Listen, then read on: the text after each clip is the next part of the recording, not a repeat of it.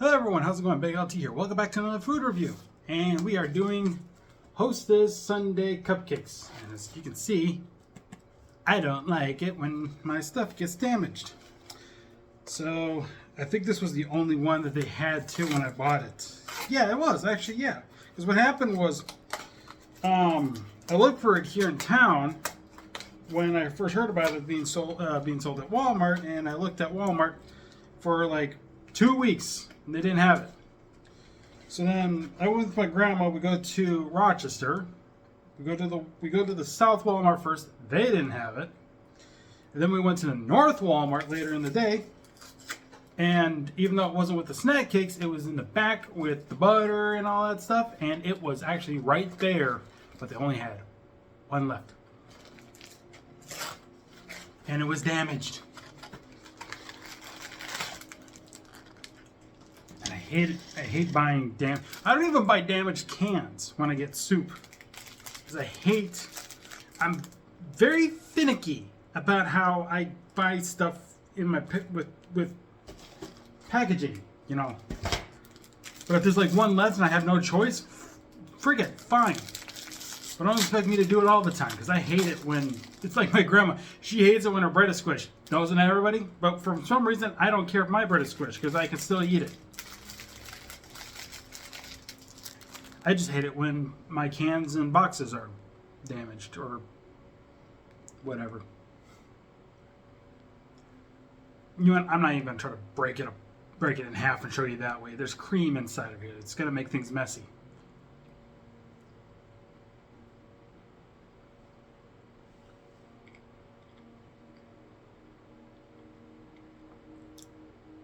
First off, I didn't say what this is. This is Hostess Sundae Cupcakes. If you didn't know already,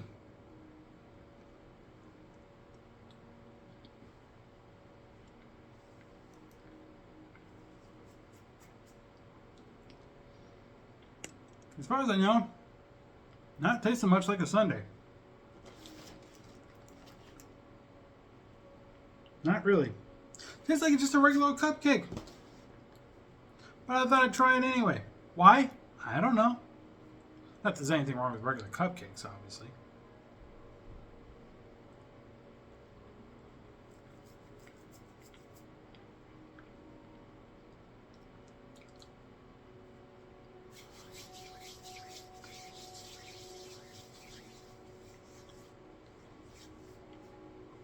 Yeah, it's just a regular cupcake. Nothing special, nothing different. I mean, if they want to go crazy with this, here's the thing.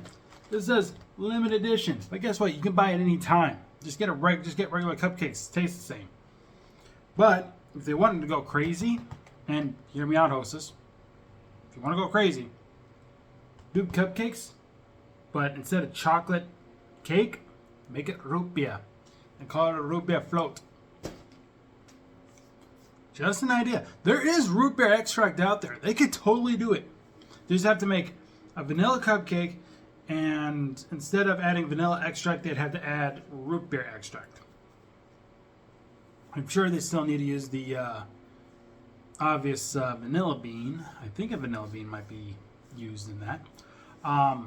But as far as I know, like extract-wise, if you just swap out the vanilla extract for the root beer extract, and then use the same, like, well, the same vanilla cream, and you can even do like the vanilla topping, so to speak. But I'd leave off the sprinkles, just because I don't. Obviously, because root beer float don't need sprinkles. It just look weird. What else could they do with root beer floats? It's just ice cream and root beer. So vanilla ice cream and root. Yeah, you just make the cupcake up, root beer flavored cupcake, and then vanilla cream, vanilla frosting, icing. It is technically icing, is what it is, and just package it and ship it and sell it. No big deal. You have a new flavor that would be considered a limited edition compared to this. This is just a regular cupcake. Also, I just got done recording with Parker not too long ago. She's probably thinking about coming back later tonight, but it's a big maybe because she don't know if she's going to be tired yet or not. And this is going live immediately, so as soon as I get done recording, it's going live immediately. I don't care. So by the time you're watching this, she may be over here, she may not be over here. Who the hell knows? And the reason why this isn't going live on Friday is because I'm going to be live streaming on Friday with Forza.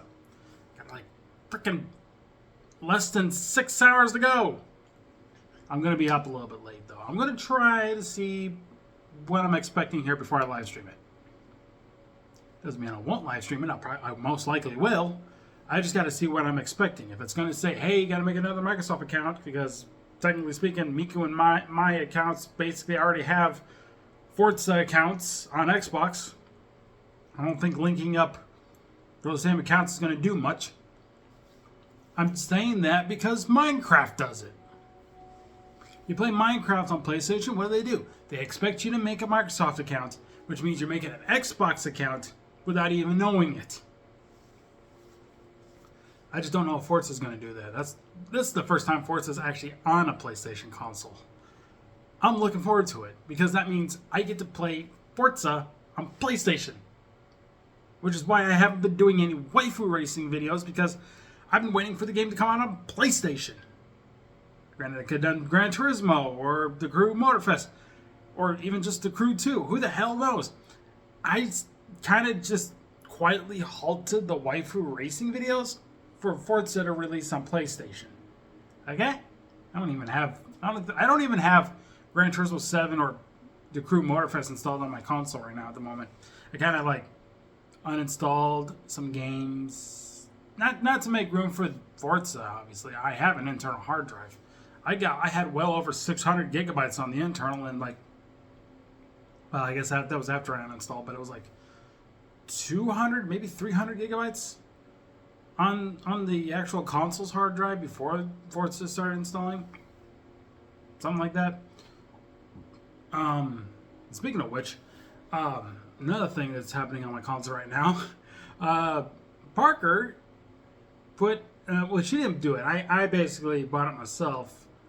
Not the right words I'm trying to use here, but basically, I installed Infinity Nikki for Parker, not for me, but for Parker, because she wanted to show me what the game was like. And apparently, upon linking her account onto my PlayStation, apparently got me some trophies. So, I got some freebie trophies thanks to her. Thank you. But yeah, I guess now I can do the rating. You know what? 5 out of 10. It's just a regular cupcake. It's just doesn't mean it's bad or good. It's just, meh. You know? Kind of like WrestleMania Night 1. It was just kind of meh a little bit. Night 2, personally, was a lot better. Say for what Skydie thinks about it, I guess. But Night 1 was a meh. They could have done better. Night 2, better. Main event of that, yeah, main event was okay up until the Travis Scott thing. I'm just going to say that I am all in on the John Cena winning his 17th world title. I was not all in on Travis Scott interfering in that match to have John Cena win his 17th world title. Big difference. I was okay with John Cena winning the title, but I was against Travis Scott interfering with that match to have him win the. I don't think that's counter, or I don't think it's counter. It's, I don't know the word right now. It's kind of there, but it's kind of not. But basically, it's just saying one thing and then saying another, and basically it's opposite, something like that. Can't think of the word, but it's there. Just don't know it, or know how to say it for that matter. I've been having that trouble a lot lately. Also, I should say, Stand and Deliver for me,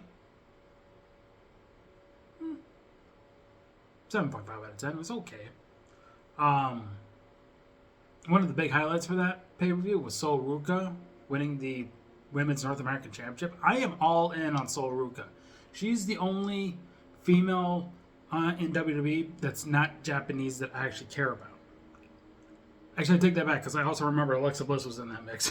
I forgot about Alexa Bliss. Holy crap. That was when she came back at the Royal Rumble. When she paid homage to Bray Wyatt with her green gear. Because she was gone for so long. And then she came back with that whole thing that Bray Wyatt did with The Fiend at the Royal Rumble. But she was... And now there's talks that she's supposed to be joining the Wyatt Six. But they haven't done anything yet. But yeah, Sol Ruca winning the Women's North American Championship, I was all in for that. As long as it wasn't Kalani Jordan. Nothing against Kalani. I just didn't want her to win it because she already had the title last year. When I think they introduced the title last year. I remember that, but I don't think it was during Stand and Deliver. I think it was another time. I remember the original North American title in NXT was debuted at Stand and Deliver, I think. Could be wrong. It was a 6-man ladder match, similar to this one. That was a 6-woman ladder match for the same title, just the women's version. But I don't remember if... No, they couldn't have. It had to have been... I think they announced it at Spring Break-In? Question mark? And then it wasn't until the summer, and it was exactly... I think it was exactly a ladder match. And Kalani Jordan won it. And then she lost it to Fallon Henley at Halloween Havoc, I remember right. And that was... Because I remember it was Spinner's Choice, and they made it a 3-on-1 handicap. Fatal Influence versus Kalani Jordan, North American title. Whatever 3 of the Fatal Influence pinned Kalani Jordan was going to be the champion. And Fallon Henley just happened to win that. And then Fallon Henley lost it to Stephanie Vacure. And then Stephanie wound up winning the NXT Championship from Julia, becoming a double champion. And then she had a draw. And then she basically relinquished the North American Championship. And then that's what the whole thing happened at Stand and Deliver. I could be wrong on the beginning parts of this stuff. I just know that it was roughly... I remember Fallon Henley beating Kalani Jordan at Halloween Havoc. I'm 98% sure that was the case. I remember that being the Spinner's Choice thing.